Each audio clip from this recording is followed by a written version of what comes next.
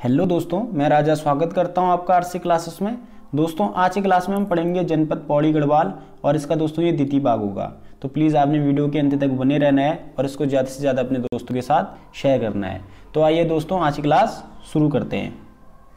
दोस्तों आज की क्लास का हमारा पहला पॉइंट है आदेश्वर महादेव मंदिर रानीगढ़। यह मंदिर आपका अदवानी रानीगढ़ में स्थित है, ठीक है, पौड़ी गढ़वाल में। देखिए दोस्तों श्रीनगर, ठीक है, गढ़वाल की राजधानी जब श्रीनगर में विद्रोह होता है तो छजौला रानी बगावत के समय अपने 4 वर्षीय पुत्र प्रद्युम्न शाह के साथ स्थानीय नैथना गांव के निवासी पुरिया के मार्ग निर्देशन में आदेश्वर महादेव शिखर पर पहुंचती है। तो इसका नाम क्या पड़ता है आपका, रानीगढ़ भी पड़ता है। आपको देखिए कहीं कहीं पे पुरिया सेनापति भी लिखा मिलेगा और इसके नीचे राजमाता के नाम पर छजौली धार भी स्थित है। तो आपका जो राजमाता के नाम पर कौन सा धार है, छजौली धार। दोस्तों अगला प्रमुख मंदिर है आपका धारा देवी मंदिर। यह श्रीनगर से 15 किलोमीटर की दूरी पर स्थित है लगभग। यहाँ पर भगवती कराल वंदना की काले पत्थर की आकर्षक मूर्ति है। अगला मंदिर है दोस्तों आपका विंशर महादेव मंदिर। पौड़ी व चमोली बॉर्डर पर दूधा तोली श्रेणी पर बिनसर महादेव का प्राचीन मंदिर व देव स्थल अपने पुरातत्व स्मृति के लिए प्रसिद्ध है, ठीक है, इंपॉर्टेंट है, पूछा गया है। इसी देव स्थल को तालेश्वर दान पत्रों में वीरणेश्वर स्वामी कहा गया है, ठीक है, इंपॉर्टेंट पॉइंट है, पूछा जा सकता है। और कार्तिक पूर्णिमा को यहाँ मेला भी लगता है। दूसरा दोस्तों देखिए आपका बिनसर महादेव मंदिर, यह आपका अल्मोड़ा जनपद में स्थित है। किसने बनाया था, राजा कल्याणचंद ने, ठीक है, कल्टिया गांव में है, ठीक है, कहीं पे आपको फल्टिया गांव भी मिलेगा सोनी के पास। इस मंदिर का जीर्णोद्धार किसने करा, नागा बाबा मोहनगिरी ने, ठीक है। तो आपको देखिए बिनसर महादेव भी अच्छे से क्लियर हो चुका होगा। अगला आपका दोस्तों इसमें क्यों कालेश्वर या किंकालेश्वर महादेव मंदिर। कहा जाता है कि दैत्यों से पीड़ित होकर यमराज ने पौड़ी के पास क्योंकालेश्वर नाम से प्रचलित पर्वत श्रृंखला पर तप किया था। भगवान शिव ने, ठीक है, यमराज किनास को क्योंकलाश्वर में वास करने का वचन दिया था। इसे किनास पर्वत भी कहा जाता है। तो डायरेक्ट क्वेश्चन पूछा भी जा सकता है कि किनास पर्वत कहाँ स्थित है, तो पौड़ी गढ़वाल जनपद में स्थित है। दोस्तों अगला पॉइंट है आपका व्यास घाटी या व्यास घाट। व्यास मुनि की तपस्थली माना जाता है और गंगा नदी के तट पर स्थित है। अगला पॉइंट दोस्तों आपका दिगोली खाल, धूमाकोट से 13 किलोमीटर दूरी पर स्थित है यह स्थल। और देखिए गुचुड़ूगढ़ की उपत्यका में गढ़वाल और अल्मोड़ा की संधि में है, ठीक है, इंपॉर्टेंट है, पूछा भी जा सकता है। नेक्स्ट पॉइंट आपका लक्ष्मण मंदिर, देवलगांव पौड़ी में स्थित है, ठीक है, लक्ष्मण मंदिर कहाँ है आपका, देवलगांव पौड़ी में स्थित है। निर्माण काल 1879, ठीक है, इंपॉर्टेंट है, पूछा जा सकता है। और देखिए यहाँ सीता और लक्ष्मण जी सीतोनश्यु क्षेत्र की जनता के प्रमुख, ठीक है, वहाँ के जो जनता है वहाँ के प्रमुख आराध्य देव हैं आपके सीता माता और लक्ष्मण जी। दोस्तों आज की क्लास का हमारा नेक्स्ट पॉइंट है कोटद्वार। गढ़वाल का ग्रास्टिनगंज कहते हैं कोटद्वार को, इंपॉर्टेंट पॉइंट है, पूछा जा सकता है। प्राचीन नाम मोरदज, कोटद्वार का प्राचीन नाम मोरदज, क्योंकि देखिए कोटद्वार के पास ही मोरदज किला है, ठीक है, इंपॉर्टेंट है, पूछा भी जा सकता है। और गढ़वाल का प्रवेश द्वार किसे कहते हैं, कोटद्वार को। स्टील सिटी ऑफ उत्तराखंड किसे कहते हैं, कोटद्वार को। कोटद्वार किस नदी के तट पर स्थित है, खोह नदी, इंपॉर्टेंट पॉइंट है, पूछा जा सकता है। पौड़ी गढ़वाल जिले का एकमात्र रेलवे स्टेशन कोटद्वार है, इंपॉर्टेंट पॉइंट, पूछा जा सकता है। और साथ साथ में देखिए यहाँ पर भारत इलेक्ट्रॉनिक्स उद्योग भी स्थित है, ठीक है, इंपॉर्टेंट है, पूछा जा सकता है। दोस्तों अब हम पढ़ते हैं देखिए कोटद्वार के आसपास के प्रमुख स्थल। दोस्तों सबसे पहले हम पढ़ेंगे कर्णाश्रम के बारे में। देखिए कालिदास जी ने इसको किसलय प्रदेश कहा था, ठीक है, इंपॉर्टेंट पॉइंट है, पूछा जा सकता है कि कर्णाश्रम को कालिदास जी ने क्या कहा था, किसलय प्रदेश कहा था। कोटद्वार से लगभग 10 किलोमीटर दूर स्थित, ठीक है, शिवालिक श्रेणी के हेमकूट और मणिकूट पर्वतों के मध्य और मालिनी नदी के तट पर स्थित है, ठीक है, इंपॉर्टेंट पॉइंट है। देखिए मालिनी नदी पूछा भी जा चुका है कि कर्णाश्रम किस नदी के तट पर है, तो मालिनी नदी, ठीक है। और हो सकता है नेक्स्ट टाइम ये भी पूछा जा सकता है कि किन पर्वतों के मध्य, तो हेमकूट और मणिकूट। वर्तमान नाम इसका है आपका चौका घाट, ठीक है, इंपॉर्टेंट है, पूछा जा सकता है। देखिए महाकवि कालिदास ने यहीं शिक्षा प्राप्त की थी और यहीं से प्रेरणा लेकर अभिज्ञान शाकुंतलम की रचना की थी, ठीक है, इंपॉर्टेंट पॉइंट है।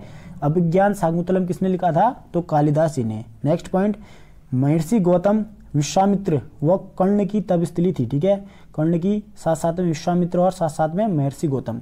और देखिए कर्णाश्रम विश्वामित्र व मेनका की पुत्री शकुंतला और राजा दुष्यंत के प्रेम तथा भरत की जन्मस्थली भी है, ठीक है, इंपॉर्टेंट है, आपको पता होगा, आपने स्टोरी सुनी भी होगी राजा दुष्यंत और शकुंतला वाली, तो आपका वो यहीं से जुड़ी हुई है।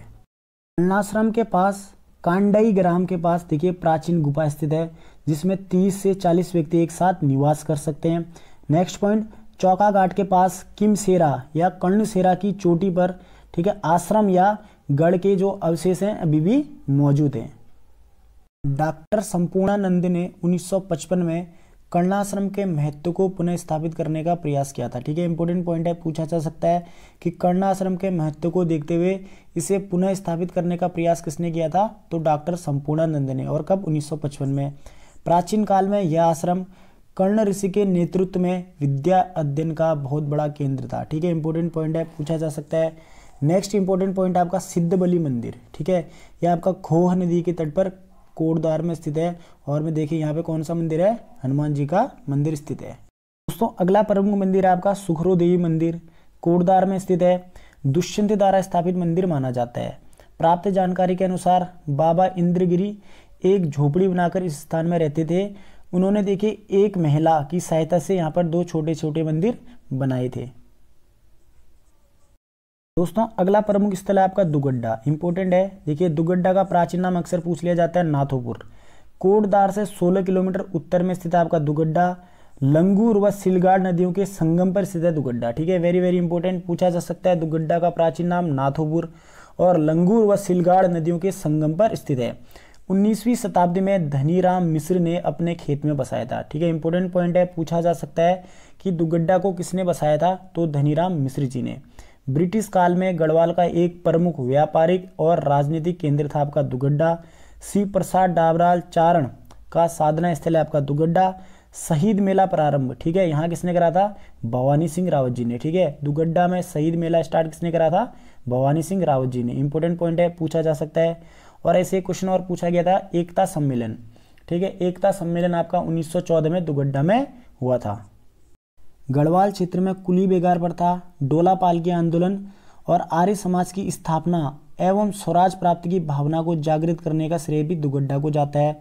बीडी पांडे जी, जयानंद भारती जी और मुकुंदी लाल के यहाँ आने के कारण देखिए राजनीति क्षेत्र में भी यह नगर स्वतंत्रता आंदोलन का प्रमुख गढ़ बना था। और पंडित नेहरू जी 1930 में पहली बार दुगड्डा नगर आए थे। ठीक है, इंपॉर्टेंट पॉइंट है, पूछा जा सकता है कि पंडित नेहरू जी दुगड्डा कब आए थे, तो 1930 में।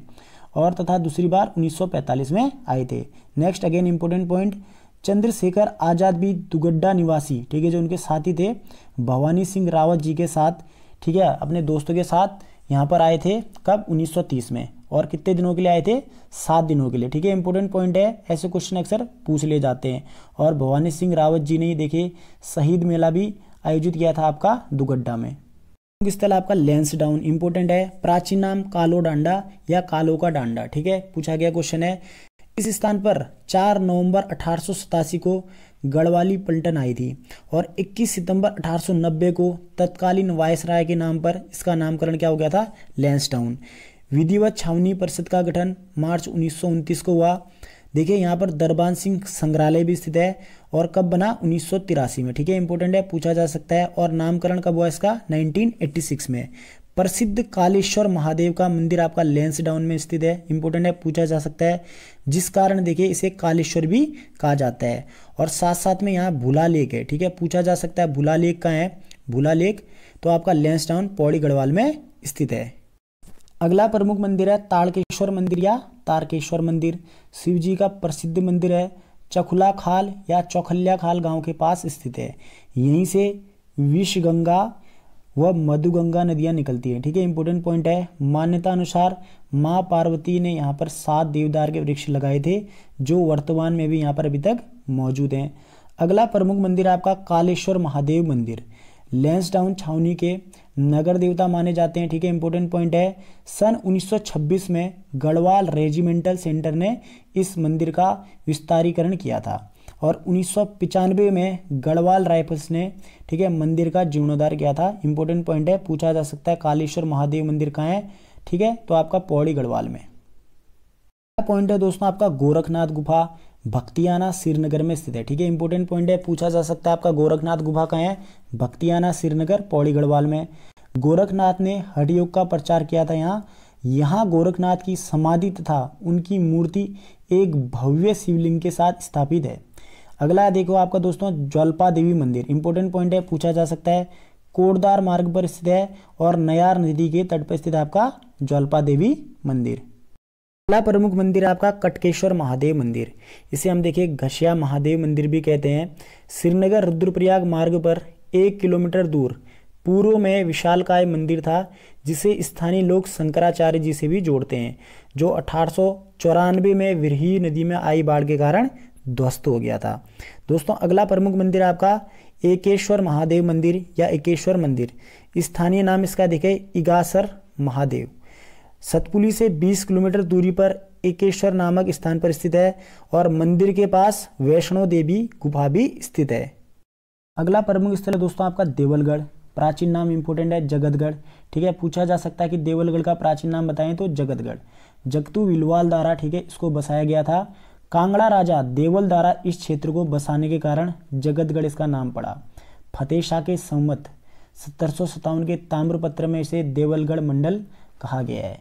प्राचीन सत्यनाथ गुफा यहाँ स्थित थी, जिसमें 1626 में ठीक है 1626 ईस्वी में हंसनाथ द्वारा भंडारा और साथ साथ में प्रभातनाथ द्वारा जीर्णोद्धार किए जाने का विवरण भी मिलता है। देवलगढ़ देखिए अजय पाल ने 1512 ईस्वी में इसको अपनी राजधानी बनाया था और यहाँ से देखिए 1517 ईस्वी में वो राजधानी कहाँ ले गया था, श्रीनगर। ये मैंने आपको बहुत टाइम बताया है। अगला प्रमुख मंदिर है दोस्तों आपका इसमें कोट महादेव मंदिर। कोट महादेव मंदिर पट्टी सीतोनस्यु में स्थित है। महर्षि वाल्मीकि की तपस्थली माना जाता है इस क्षेत्र को। मान्यता है कि लव कुश द्वारा भगवान राम के देखिए अश्वमेघ यज्ञ का घोड़ा रोकने के कारण भगवान राम जी का इस स्थान पर आगमन हुआ था। और मान्यता है कि सीता माता यहाँ के फलश्याड़ी गांव के मैदान में कार्तिक शुक्ल पक्ष द्वादशी के दिन धरती की गोद में समाई थी। ठीक है, इंपोर्टेंट पॉइंट है, पूछा जा सकता है। अगला प्रमुख स्थल है दोस्तों आपका खिरसू। ठीक है, क्वेश्चन पूछा भी जा चुका है। पौड़ी से 19 किलोमीटर दूर स्थित खिरसू प्रदूषण मुक्त एक शांत पर्यटन स्थल है। ठीक है, इंपोर्टेंट है, पूछा जा सकता है, लास्ट टाइम पूछा भी गया है। तो खिरसू क्या है, एक पर्यटन स्थल है। ठीक है, कहाँ स्थित है, पौड़ी गढ़वाल में। नीलकंठ महादेव मंदिर, ठीक है, ये भी आपका गंगा जी के पास स्थित है, पौड़ी गढ़वाल में। व्यास घाट गंगा नदी के तट पर और व्यास मुनि की तपस्थली माना जाता है, मैंने आपको पहले भी। दोस्तों अब हम पढ़ेंगे पौड़ी गढ़वाल की प्रमुख नदियाँ। सबसे पहली नदी है दोस्तों आपकी नयार नदी। दूधातोली श्रेणी से 2 भागों में बहती है, पूर्वी नयार और पश्चिमी नयार। ठीक है, पूर्वी नयार दूधातोली के दक्षिणी डाल में बहती है और पश्चिमी नयार आपका उत्तर पश्चिमी डाल में बहती है। बीरों खाल में पूर्वी नयार में देखिए दुनाव प्रोजेक्ट है। ठीक है, बीरों खाल में पूर्वी नयार में दुनाव प्रोजेक्ट है और संगला कोटी में पूर्वी नयार में मसलाड़ नदी मिलती है। दोस्तों पश्चिमी नयार भी देखिए मूल में 2 शाखाओं में बहती है, श्योली गाड़ और थेजुली गाड़ या डहजुली गाड़। ठीक है, और पैठानी में इन नदियों का संगम होता है और पश्चिमी नयार नदी बनती है। पश्चिमी नयार और पूर्वी नयार नदी का संगम कहाँ पे होता है, आपका सतपुली के पास। ठीक है, इंपॉर्टेंट है, पूछा जा सकता है। तो पूर्वी नयार और पश्चिमी नयार का संगम कहाँ होता है, सतपुली के पास। अगली नदी है दोस्तों आपका वलसा गाड़। इसका उद्गम सतगरिया के डांडा से होता है और कठुलिया महादेव के पास नयार में ये शामिल हो जाती है। इस नदी को इंडिया कोट की धमनी के रूप में भी जाना जाता है। दोस्तों अगली नदी आपका गड्डी नदी या बबांसु नदी। ठीक है, मुख्य रूप से कलीगाड़ एवं डाबरीगाड़ के संगम के बाद कंचन खेत से इसे क्या कहते हैं, हम गड्डी नदी कहते हैं। ठीक है, इंपॉर्टेंट है, पूछा जा सकता है। गड्डी नदी या बबांसु नदी मुख्य रूप से कलीगाड़ एवं डाबरीगाड़ के संगम के बाद कंचन खेत से इसे हम क्या कहते हैं, गड्डी नदी कहते हैं। दोस्तों अगली देखिए कलीगाड़। इसमें प्रमुख बिंदु है अंगड़ी गाड़ घेड़ी गाड़ के संगम से। ठीक है, खनेता गाड़ बनती है जो कि कलीगाड़ के जल का मुख्य स्रोत है। इसका उद्गम उटाई पर्वत के उत्तरी भाग के गाड़ा तरासर के डांडे से होता है। दोस्तों अगली नदी आपका मालिनी नदी। ठीक है, केमड़े के पहाड़ से निकलकर बिजनौर जिला, ठीक है, कमड़े के पहाड़ से निकलकर बिजनौर जिला यूपी के रावली के पास गंगा में शामिल हो जाती है और इसी नदी के किनारे चौका घाट कर्णाश्रम स्थित है। अगली नदी है मंदाल नदी। उटाई पर्वत के दक्षिणी भाग के झंडी चोटी से निकलती है और इस नदी की सहायक नदियां कंडिया गाड़, शेरव गाड़ और साथ साथ में बड़खेत।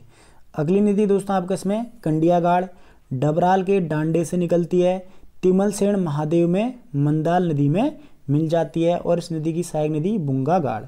दोस्तों अगली नदी आपका डाबरी गाड़ बसगाड़ नदी बिरमुखी खोल में इसमें मिलती है और इस नदी पर देखिए आपका भंगलवाड़ नहर भी बनाई गई है। तो दोस्तों इसी के साथ आज की क्लास हमारी यहीं पे समाप्त होती है। उम्मीद करता हूँ आपको आज की क्लास बहुत पसंद आएगी। तो मिलते हैं दोस्तों नेक्स्ट क्लास में, तब तक के लिए आप अपना ध्यान रखें। जय हिंद।